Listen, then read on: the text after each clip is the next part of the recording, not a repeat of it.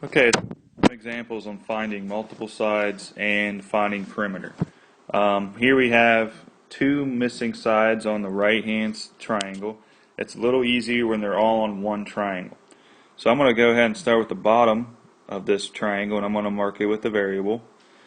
And I will take a side we know, and I'll form a fraction.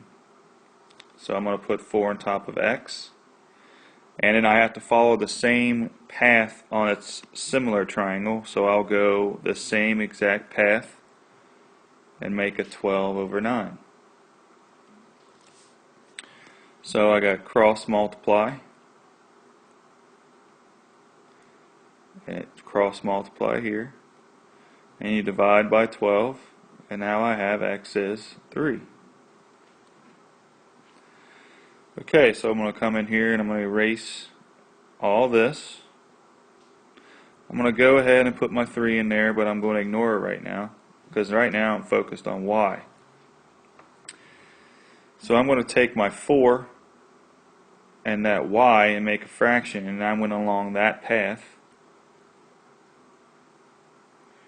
and I have to follow that and put 12 on top of 18. You have to follow the same path. Okay, so I'm taking 4 times 18 in my calculator. I'm getting 72. And then 12 times y. And I take 72 divided by 12, and I get y is 6. So when I put that 6 in there for y, we can find perimeter 4 plus 6 plus 3 of the small one. So we got a perimeter of 13.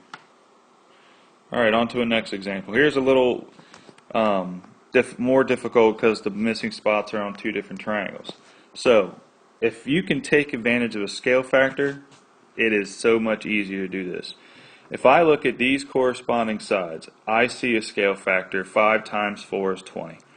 So I see a scale factor of 4 to 1 or 1 to 4, whichever way we're going.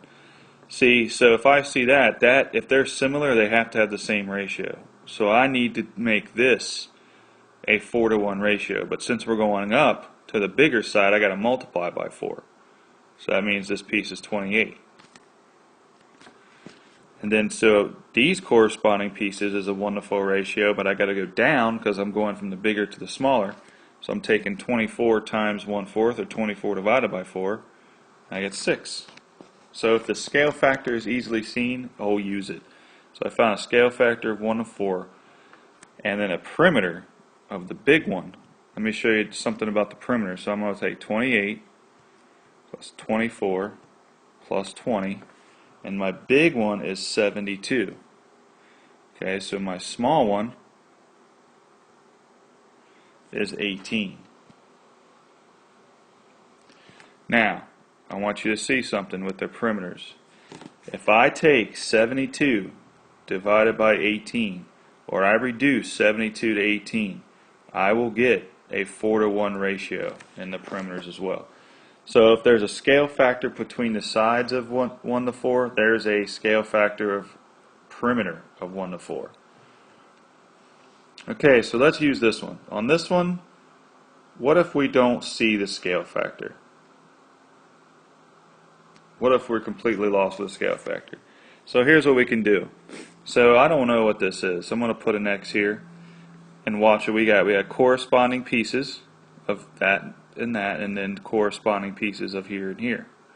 So watch what I'm going to do. I'm going to do the same. I'm going to start my fractions of 5 over x. And I'm going to do a 20 over 24.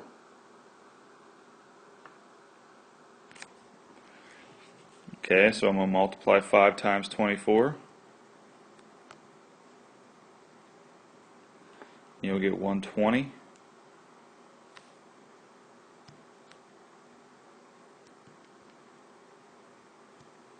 And then 20 times x. And then divide, and we will get 6.